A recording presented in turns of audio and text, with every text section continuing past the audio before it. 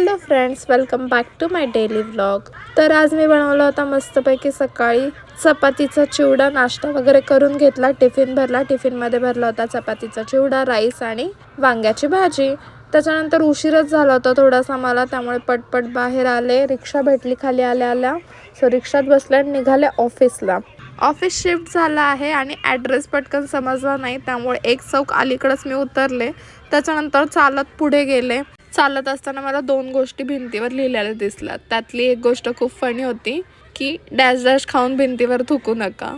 त्याच्यानंतर वेळेत ऑफिसला पोहोचले। इन केलं 8 तासाच्या ऑफिस नंतर संध्याकाळी रिटर्न घरी निघाले। अवतार असा काही झालेला होता कारण दिवसभर ऑफिसमध्येच होते।